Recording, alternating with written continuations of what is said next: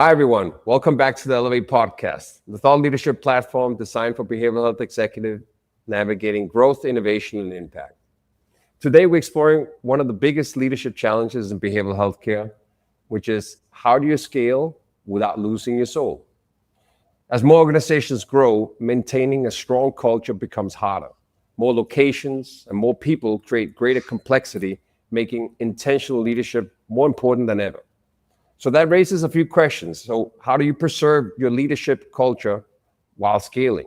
How do you develop leaders who inspire rather than simply just manage? And what separates organizations that grow sustainably from those that lose their identity?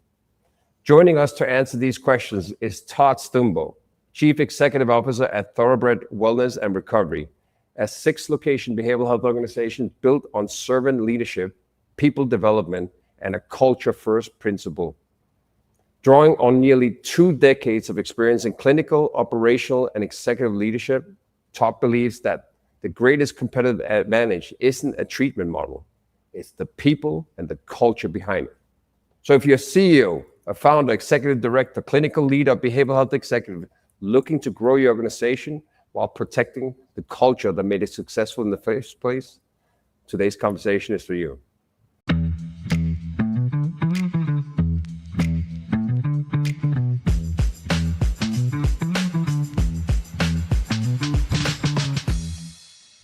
Todd, welcome to the Elevate podcast.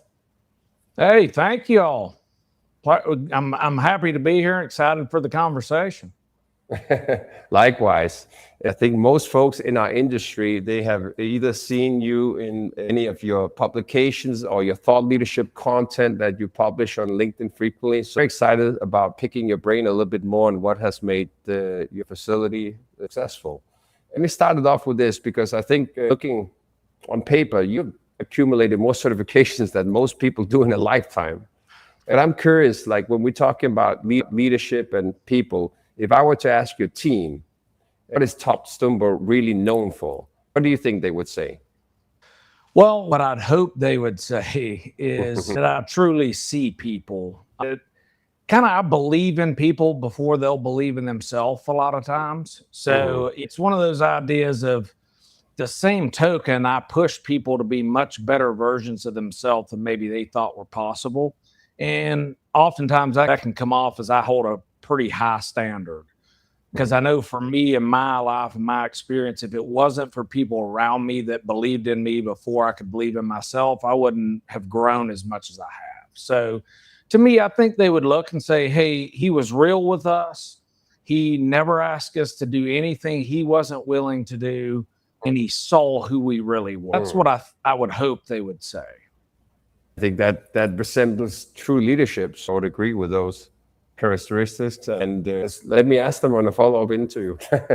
Well, kidding aside, we also, when we had our initial conversation, you brought up that in your viewpoint, culture matters more than anything else within your organization. Why is that? Can you expand a little bit on that? If you kind of look at our field and think of culture, it's not really the wrapping paper around the product. Culture is the product. Like we sell human beings showing other human beings on showing up for them on the worst days of their life. And you can't fake that. You can't mandate it from a policy manual or anything like that. And here's the thing I think people miss is that the people that we serve have a radar for authenticity that most of us can't even imagine. And folks in early recovery, they've been lied to. They lie a lot themselves to survive. And they really can genuinely feel the difference between a staff member who is glad they're alive today and one who's just kind of running a shift.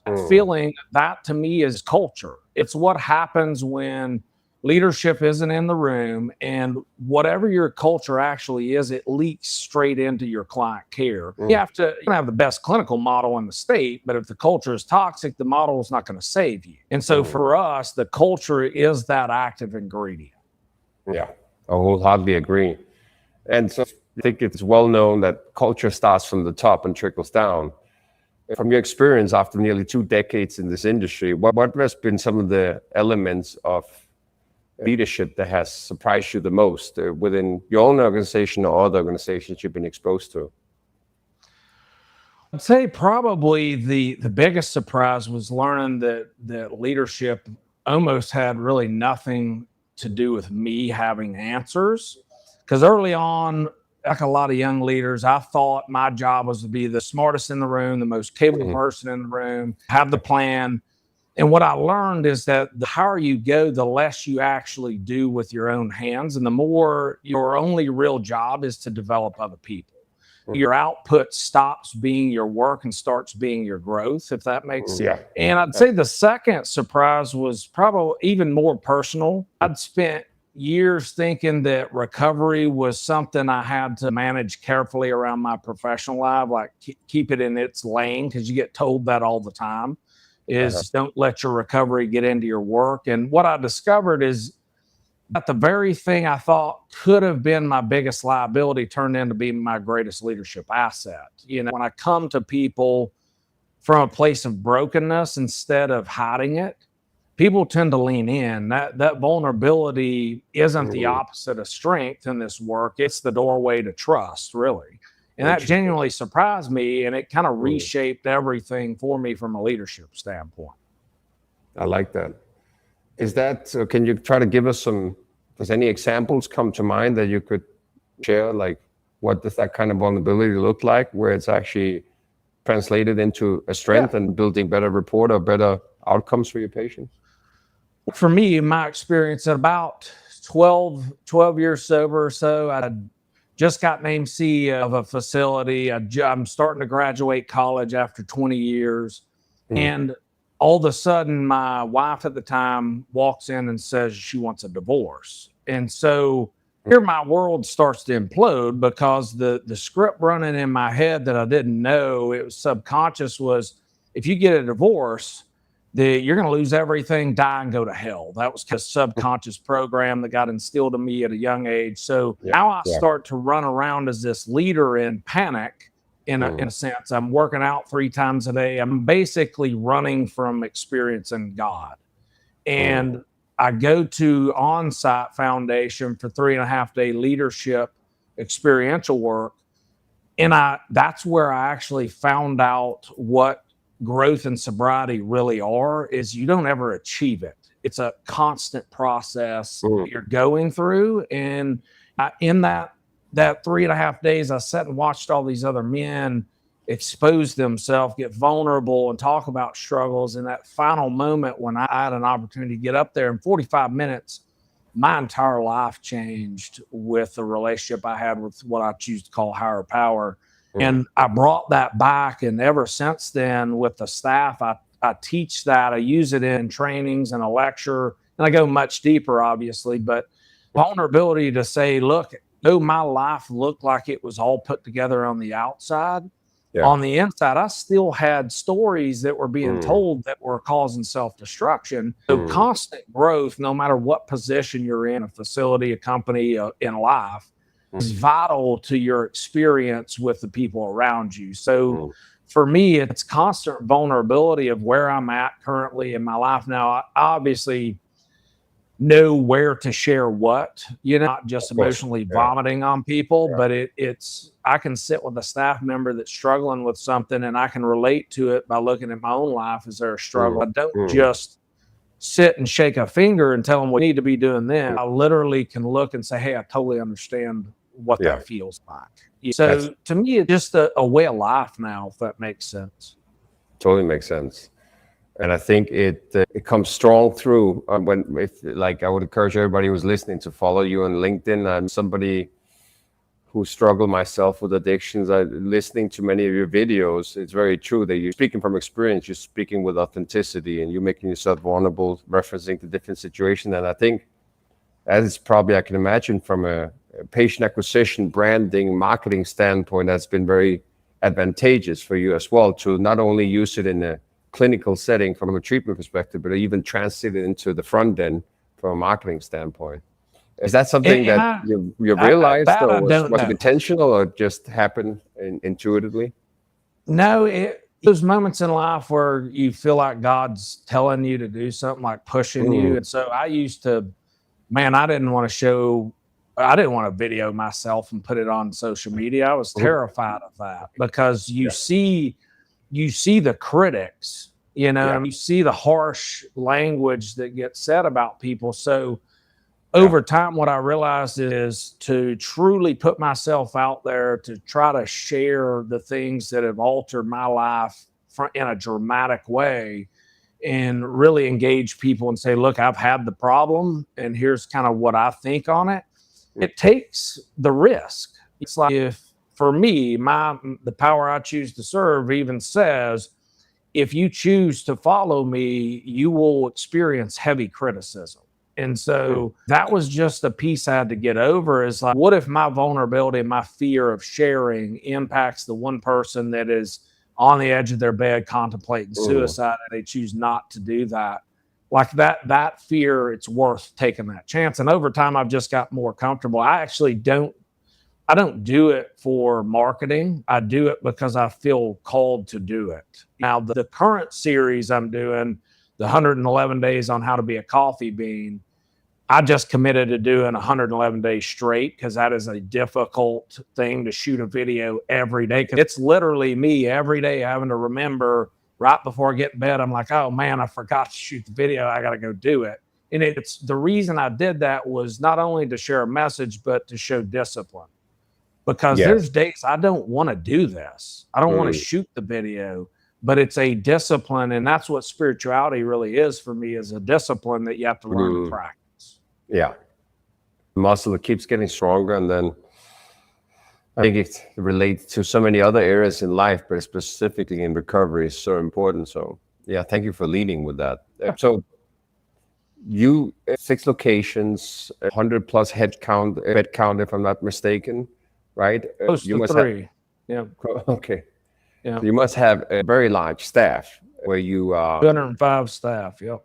Okay. That's a lot of people to get in to embed this culture. When bringing on people to the organization at this point, previously for that matter, what are some of the things you look for in terms of, are they a good fit for a culture?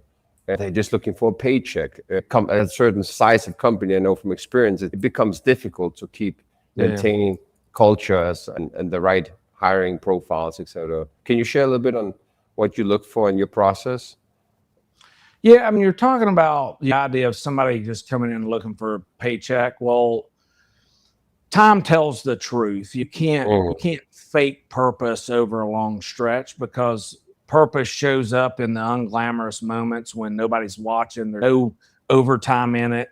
That person that's purpose driven, they ask about the client who left against medical advice. They stay late because it matters. They're sitting beside the side of a person that's struggling.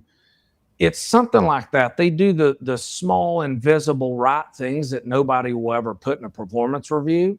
And so if you happen to hire somebody that you have that question about, that's kind of what I'm looking for, is, are they truly purpose driven and showing up that way? And here's the thing, it's like, I want to be careful, because everybody, they need a paycheck, and that's not the enemy here.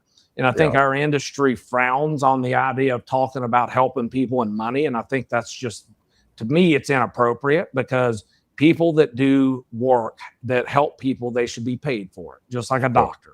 Yeah. So to me, it's not the enemy. I never look down on somebody needing to provide for their family. The distinction, though, is money. Not when you look at it, isn't money versus no money. It's whether the paycheck is the ceiling or the floor kind of thing. And honestly, I guess part of my job as a leader is to help people connect their daily work to purpose that they may not have found yet. So I've seen people come in and they take it for a job, and what they find is a passion. And so some folks, they aren't purposeless. They just haven't been shown where their work matters and makes a difference. And that's a leadership opportunity to me. It's not a disqualifier. Yeah. And so when I interview people, especially leaders that I'm looking for, is one of my favorite questions to ask oftentimes is what is it in life that really fires you up, gets you going? Because a lot of people ask the reverse question of, like, what's one difficult situation you faced and how did you deal with it? The problem with that question is passion-driven people will rarely ever say anything about our industry and say, there was this one time I had this job, it was super hard, or not, because we love this work so much that nothing I've ever done in it feels hard. So if you said, hey, what fires you up? I love to go in, run a group, teach people, sit with people, coach people. I love to deal with crisis. Those kind of things fire me up. Well, I would never tell you in an interview that's one of the hardest things I've ever done, because it fires me up. So I'm wanting to hear from people. That's where you start to see that passion come out. You know, if they say, oh, I love to just go home, relax, binge on Netflix. Nothing against that, but you might not be my person. So if that's what fires a person up in life, I question that. And we take a hard look at that when we are interviewing people. We use some other things. We use a DISC profile process where we examine things for clarification on people of what they're good at, what their personality traits are, things of that nature. Sounds like you got a very solid process in place with a variety of different tools, and that will reveal whether they have the heart in the right place as for helping patients or the right outcomes. Any other, remember during our conversation, you were referencing to different books and different literature that you hold near and dear and applied different frameworks. Amongst others, you referenced to John Maxwell. Can you expand a little bit on that? Well, John Maxwell, one of my favorite things he talks about is called the law of the lid. And what he says is leadership ability is the lid on the organization's effectiveness. So your team can only rise as high as your leadership allows. So in most businesses, that's kind of a productivity or revenue conversation. In ours, stakes are entirely different, because the lid on the leader becomes the lid on client outcomes, people's recovery, and sometimes people's survival. It sits kind of underneath that lid. So if you think about it this way, a program can really only serve the clients as well as the team is led. And if I, as a leader, cap out at a 6 out of 10, my best clinical workers are going to be at a 5 or less. You know what I mean? Because nobody at a 8 wants to follow a 6. You know what I mean? So this all goes back to my experience of trying to grow and constantly be vulnerable. And it's a process, because if I don't constantly improve my lid and move it up, the people under me can't move their lid up either. Absolutely. And so you want to raise the ceiling through by example, and not just from a chair where you're setting a standard that you don't even measure up to. So to me, using things like the law of the lid is important, because it's not just developing leaders. I'm raising the ceiling on how well people grow and heal, if that makes sense. Incredibly important for any organization that there's no limitations in terms from leadership as for enabling the team. And it's well known in many other industries that B players attract C players, A players can attract unless you maintain it. So it's a very good reference point. I like it. So when looking at leadership, or maybe from a career trajectory standpoint for your internal staff, and you're assessing who is the potential next leader for a department, it sounds like seniority is not the primary driver that indicates what kind of qualities or what do you look for within your organization to promote to leadership?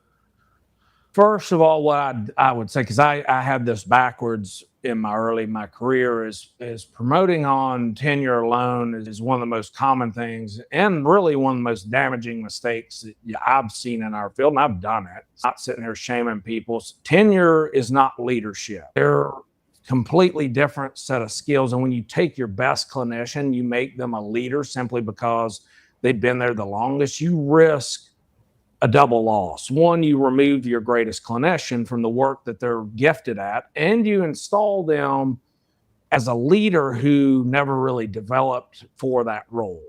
And now you've got frustrated supervisor and a hole where your best counselor used to be. So that doesn't mean that tenure doesn't mean anything. I think experience is valuable and it's absolutely deserves to be honored, but you honor it with recognition, with expertise tracks, with mentorship roles, and pay not by defaulting somebody into a leadership that they didn't choose and they weren't built for. So leadership has to be based on character, influence, and capability.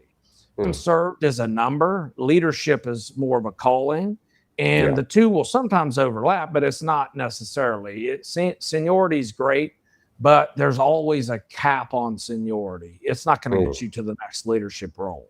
That's right.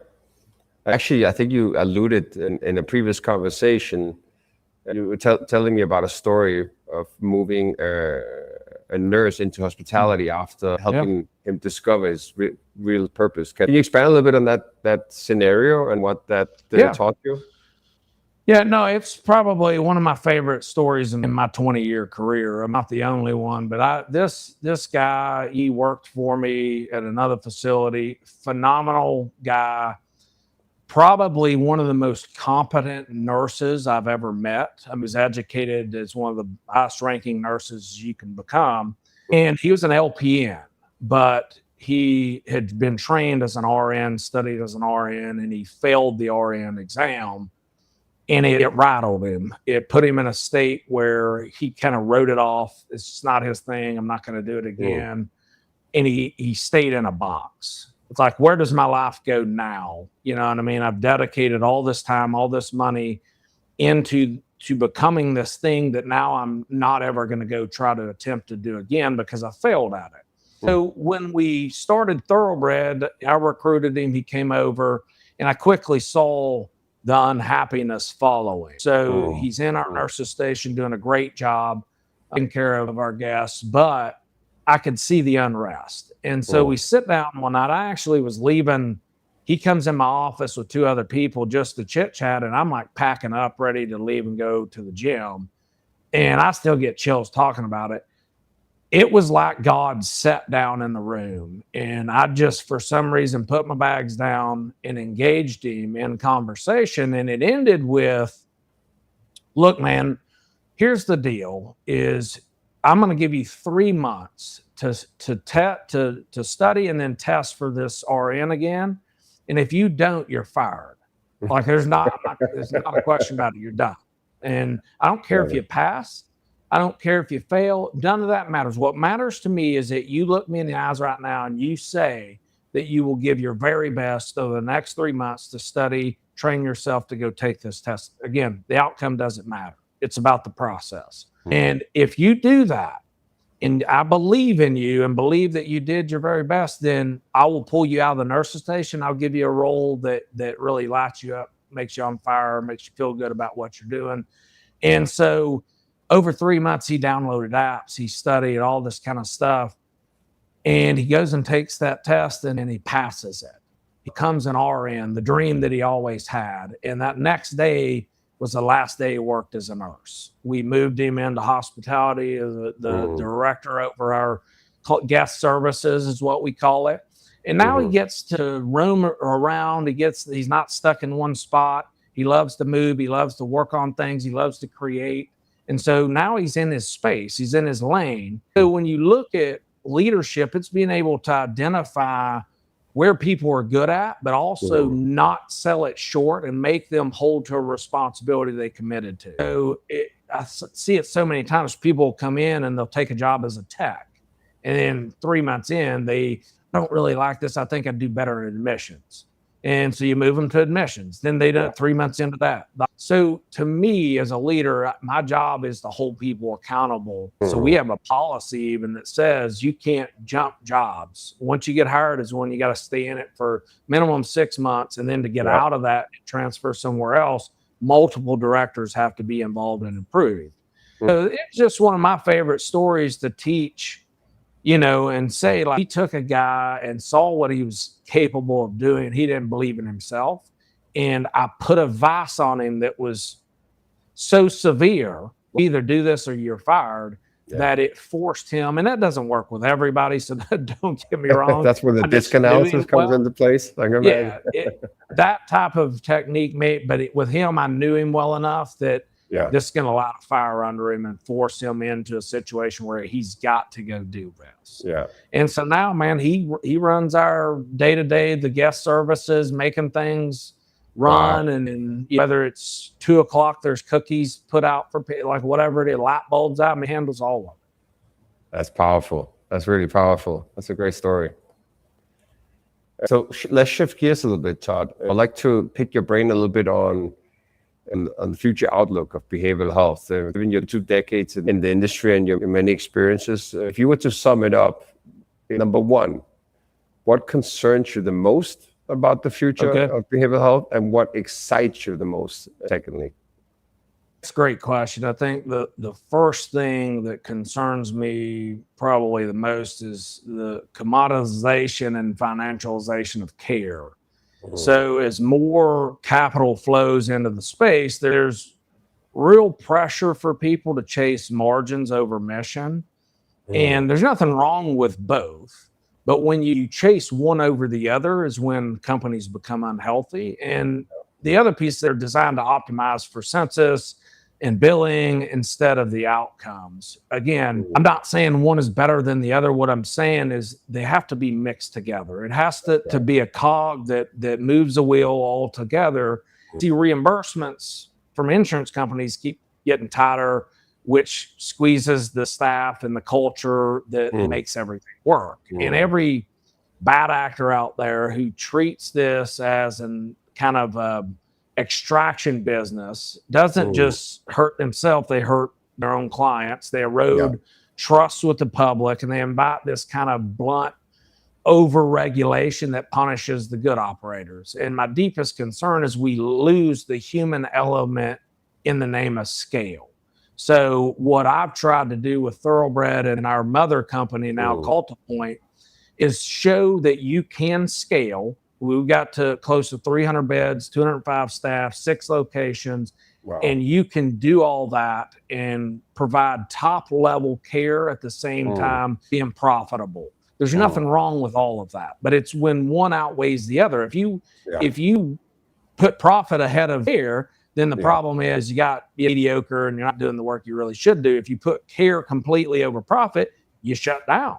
So you have to find the balance in between. And the best way that I've seen is you have to have, here's the danger in our industry. If you don't have a lot of board members, if you call them, like whatever you want to call them, people that you lean on for advice, you're going to make some selfish decisions. So for me, having mentors, having partners, having directors in the facilities that we come together and make decisions as a team, it keeps us all in check. We're not making a decision based on what I want or what I think I need. It's what's best for the organization, what's best for the clients and guests that we're taking care of, instead of, hey, this is my company, my business, and I'm going to do this because I want this. And so, to me, that's the biggest concern. Now, on the flip side of that, what excites me and that same era that worries me also has me continually hopeful. And if you think of like technology done right in the hands of a clinician, they get their time back. So building with these AI tools to absorb administrative burdens and some of the clinical burden, it gives more time back to the clinicians with the guests that we have. And we're getting better measurement-based stuff out of that. Neuroscience is advancing. All of that stuff is starting to come online. And I think the stigma of not using technology or using it like, oh, well, you're really doing good work if you're using all this AI and technology. I just think people are going to get left behind. Our industry's already too far behind as it is, that we need to be welcoming these technologies. And because my daughters, I mean, it's being transparent, my daughters don't communicate verbally. They communicate on text. I can sit across the room and they're texting. So, how old are your daughters? 16 and 12. I got a 14-year-old. It's the exact same. One of the things I actually did was I created an app that I shared with both of them, that it is all of my knowledge in human services, everything I've done in leadership that I had on a computer and saved. I dumped it into Claude, had it create an app to where they can ask it any question, like struggling with a friend that's gossiping about me, and it spits out a type of leadership skill or technique to use along with positive psychology methods and techniques. So they don't have to come to me anymore. They can literally have me in their pocket. And I'm not being arrogant. What I'm trying to say is it was the way I had to learn to communicate with my own daughters is through technology. And so I think we just as a field have to welcome this and really start to look at how do we professionalize it and how do we make it safe. And the problem we all have right now is AI. The HIPAA compliance to it is where companies are falling short because they're not targeting us. They're targeting the other businesses that they don't require HIPAA. So you just got to be careful with how you use it. But I think that's what I'm most excited about is where it can take us. I agree. Very well said. I just want to piggyback a little bit on what you said earlier. I just came back from the Recovery.com Marketing Summit and previous conferences as well. It's been a conversation for quite some time, but do you think there's a world now in the future where the profitability aspect of it is directly correlated with the outcomes, as for whether better outcomes yields increased reimbursement rates, or the contract payer negotiations is in favor and tied up directly with the clinical outcome? But you're already starting to see some of that. The problem with it is, are the outcomes real? So, for example, I went to a treatment center. I'm not going to name it, but I went to one. I left. They called me 30 days, 60 days, 90 days, 6 months, 9 months, a year. Every time they called, they asked a few questions, but it came down to, are you still sober? And I'm high as a cat. Like, oh, yeah, no, I'm doing great. Yeah. So that's not a real outcome. And people are marketing that to insurance companies, families, and because I get the call all the time. It's like, hey, what are your outcomes at people staying sober? That's right. Yeah. The only thing I can say to a family is, look, what I can give you that's hard data is how many people actually complete and graduate our program, which is roughly about 85%, which is 30% above the national standard in a 30-day program. And then how many do we convert into an aftercare program to continue on? Then I can give you data on how many have stayed in our alumni circle and been involved. And then we've got legitimate data that we can say these folks are doing well. I can't make a phone call to you and just because we lie. That's what active addicts and alcoholics do. We lie to tell the truth. And I'm not the shame of me saying, you know what, I'm not doing well it's rare. So to me, I think the outcomes based is the way it's going to go. The question that I have is, how do you get legitimate data with it not being manipulated by the wrong players? Because that's going to happen. And how do we make the efficacy of it concrete, hard rock that nobody can lie about it? That's going to be the tough piece. Thank you for sharing that. I am 100% on the same page. I think there's very little validation and credibility associated with asking a few questions over a phone call and then using that as the baseline for outcome studies. I think there's way more nuances to that, and the psychological, the human aspect of the guilt, the shame that's associated with letting somebody down, or the feeling of it, at least maybe. So agree. Todd, just coming up on our end of this conversation, because I think I could probably ask you conversations for an hour more and picking your brain. If you were to inspire some behavioral health leaders in this industry that are maybe just launched a facility lately or transitioned from a job into opening their own location as a partner, and these many leadership lessons you've learned over the years, if you were to just select one leadership skill that has helped you the most in your last 20 years of your career, which leadership principle would that be, and why? 100% servant leadership. And I mean it like literally, not as a poster in the break room. Literally is flip the pyramid. Your job as a leader is not to be served by your team. It's to serve them so they can serve the client or the guest. For me, that got shaped by a book called The Servant by James Hunter. And one of the most powerful books. I've had a lot of our executives read it.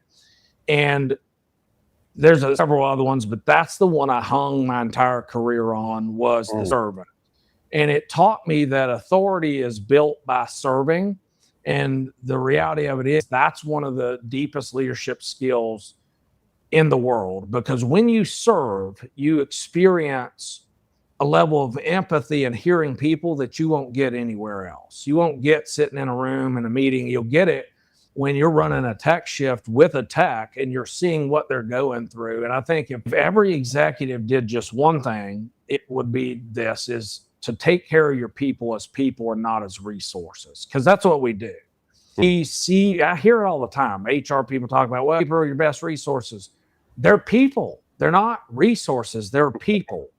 And because here's the chain reaction. Leaders who serve their staff, they create staff who serve their clients, and the served clients get well. You can't give your team what you don't give them first. Like, can't give, if you're not serving them, they're not going to go serve anybody else. And the speed and the heart of the whole organization is set by the leader. So serve first. Get out of the chair, get out of your office, get out of being at home and go get your hands dirty and get in the mud. And I'm not saying to let it all fall on you. When I serve, I will be with techs, I will be counselors, and I will look at them and say, hey, I don't know. What do you think is best to do in the situation? Because what will happen is if you serve in the wrong way, they'll just constantly look to you for the answer. Your goal is to be in there, coach, teach, and provoke them to think for themselves. And when they come up with the wrong answer, I will literally look at them and say, hey, that's a great idea, but what is another way we could probably do this? And it causes them to think again. But I think the number one thing is become a servant leadership. If you don't know what it is, read the book, The Servant, transformed my life. It's the only book I've ever read that I cried at the end. I felt the guy's spiritual experience. I'm done with it. Thanks for sharing that. That's definitely adding that to my reading list. And we'll make sure to put it in the show notes as well. Todd, thank you so much for sharing your wealth of experience and expertise. And it's very evident why you guys are so successful and helping so many people. So on behalf of the industry, thank you. Thank you for that, sharing all this with the Elevate podcast listeners. Todd, if anybody wants to get a hold of you, whether it's future team members that wants to join you or patients or folks that need help, what's the best way to get a hold of you? Where can they find more information? They can go to any of the websites, thoroughbredbhc.com, mosaicbhc.com, the two major ones. They can look me up on Facebook, Instagram, LinkedIn. Email is todd.stumbo@AltaPoint, and that's ALTAPOINT, healthcare.com. They can reach out to me that way as well. But probably social media is the easiest way to engage me. DM me on there. You just search my name and I should pop up. I think there's like another Todd Stumbo on there and we'd look totally different. So you should be able to easily find me. Fantastic. Todd, thank you so much again for being on the Elevate podcast. It's been a pleasure, and please keep up the good work. It's phenomenal. Well, Gary, your principles. Hey, thank you and your team for the work you're doing to getting a message out that I think so many people need to hear in our industry, and you taking the time to push that gas pedal down and say, hey, let me go out and find leaders that care. That's the way this whole thing changes. You start by one, and you're being that one for us. You're being a voice, and your team's being a voice to be able to get the right people on these podcasts to go out and share, hey, here's who I am, here's what I'm doing, and hopefully it helps somebody else out there, because I think what you do holds a higher standard for this industry, and that's what we need around the board. And I can't carry that torch. It's people like you that can. So I'm grateful for you guys over there at your studio. Appreciate it. Thank you, brother. Thank you for tuning into the Elevate podcast. If you like the content you heard today, make sure to subscribe to the channel and share this episode with somebody who needs to hear it. I'll see you in the next show.